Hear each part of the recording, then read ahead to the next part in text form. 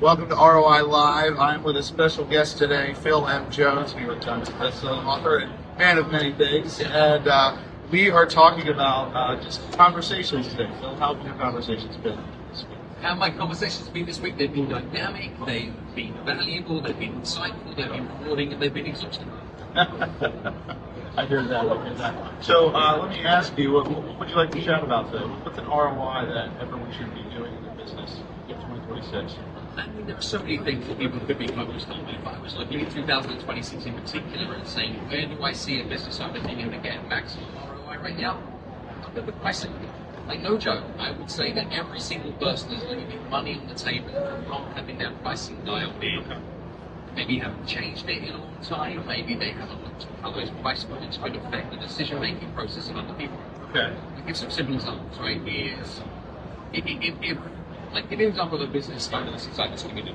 Yeah, so we work with a lot of real estate agents, and one of the things that they're always dealing with is their commission, right? They're cutting their commission, so they have some control over that, but it's also a challenge. Well, what happens in this environment is people do things that cost them money on repeat. So what happens is somebody asks you what you charge. People respond by saying things like, "What we typically charge," or "we often charge," or there's a hesitancy in their voice. Right. They'll say, "I'll send you an email," or "That's in the brochure," or "That's in the agreement." Yeah. They hide. But simply, if you're not proud of your price, then you're not going to get the much achieved. You can't come out of your mouth with confidence. Said a different way is, if you're not convinced, you cannot convince. If you do not believe with absolute certainty, it's worth it.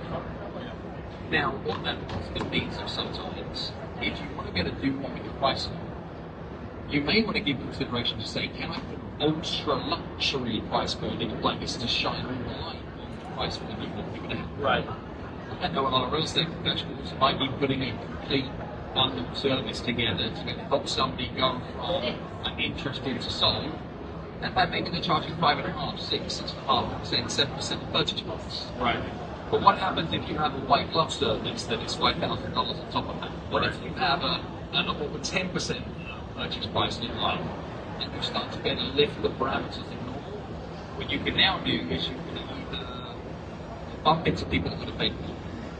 And I would say to all of you listening in right now, 20% of your customer base will happily pay more than they're currently paying right now if they have the option to do so. Think about how that shows up for you. If you go to a theme park, there are a number of people that would like to not wait in line, get in quicker, avoid the hassle, and therefore would pay a premium for doing so. Think about taking the flights. There was a price point of blank, and there was a price point of 3 times blank, because that way you can skip the line, you can put your bags up top of the shore, and you can get off the plane before anybody else. There are examples of this in every single industry in the entire world. But many of us are just ignoring it inside our industry. Yeah. So can you put a super premium offering? Can you be brave enough to invite people to pay for more? Because I meet too many business owners that are complaining they don't have enough profit at the end of the year, and then I look at the transactions that they've then given away unnecessary profit in, and that can be the need for most. I love that. And that's definitely something, if you don't know about exactly what to say, this is the man for that. But we could call this a simple swap. The way that you communicate price really does matter. Your tone matters, and your word choices always matter. So instead of really being ashamed of what you're charging, be proud of it. Talk about your fees openly and with confidence, and that is a simple ROI, because people will feel that, and they will respond to the energy that you bring.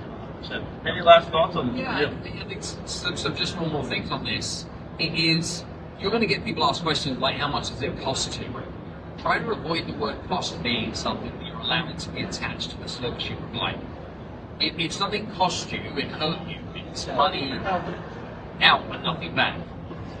By alternative, if you invite people to invest in your services, that's a crowd with someone money to spend. So when somebody says, how much does it cost me to hire you? So you'd be looking at an investment of around blank. You'd be making a contribution of around blank. It's that they have a shared risk experience that can result in blank.